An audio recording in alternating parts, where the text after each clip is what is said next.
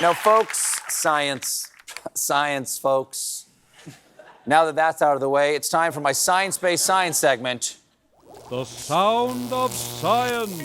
Hello, science, my old friend. Brings hope to a weary world is what it does.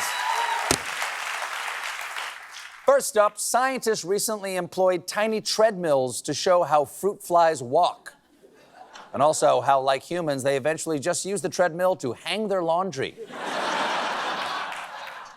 Next up, a new study has found that patients with female doctors have a lower risk of death and hospital readmission rates. To which your angriest uncle replied, "I need a man doctor who I can have a beer with before he completely misdiagnoses my myocardial infarct." Next up. There you go.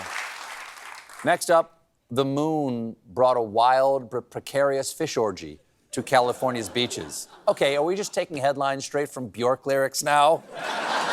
The moon brought a wild and precarious fish orgy to California's beaches. They whisper their secrets.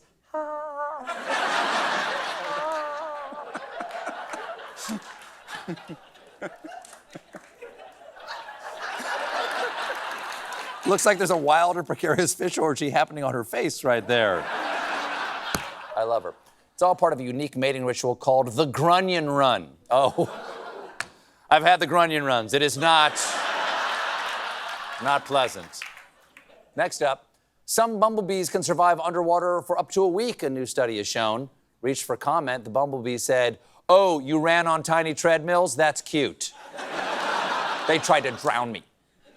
According to one of the study's authors, the result was surprising because, quote, "these are terrestrial organisms. They are not really designed to be underwater." Thank you. Not sure we needed science to point that out. Looking forward to the next research paper. I guess koalas aren't supposed to go in the freezer.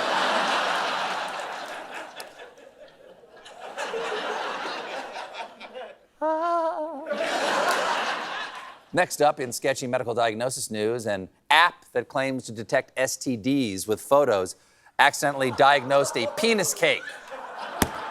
Without a doubt, the most upsetting episode of Is It Cake?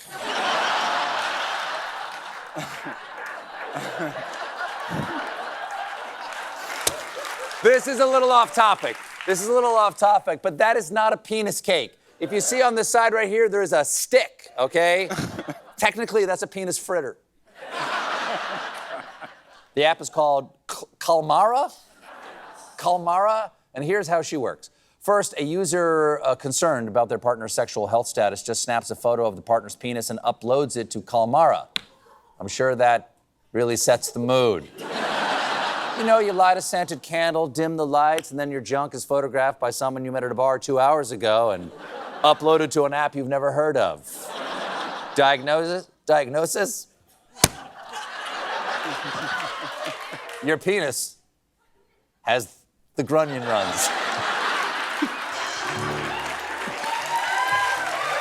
Just keep going. That is not worth going back for. Once uploaded, in seconds, the site scans the image and returns one of two messages. Clear, no visible signs of STI spotted for now, or hold, we spotted something sus. Sus, well, at least the app uses standard medical terminology. Yo, dog, your blood pressure is totally goated. 210/123. Holla.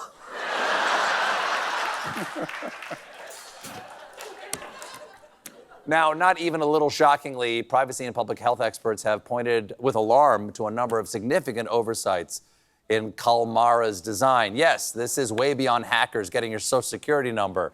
Mr. Wilson, yes, this is Chase Bank. Did your testicles recently open up a line of credit at Williams-Sonoma?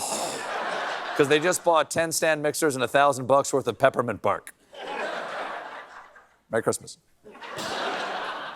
Next up, for the first time in nearly a century, physicists have identified a brand new type of magnetic material called ultramagnets, adding that they're already here with us. They were just hidden to us. That's a little ominous. The ultramagnets have always been here. Hidden. Watching. And they are displeased. Evidently.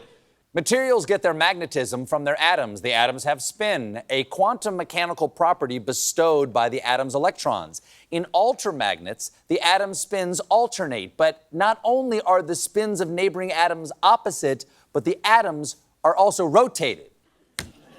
That's a little hard to follow. Thankfully, the researchers have also announced their discovery in layman's terms. Water, fire, air, and dirt. Magnets, how do they work? Until next time, this has been The sound of science. We'll be right back with Gene Smart.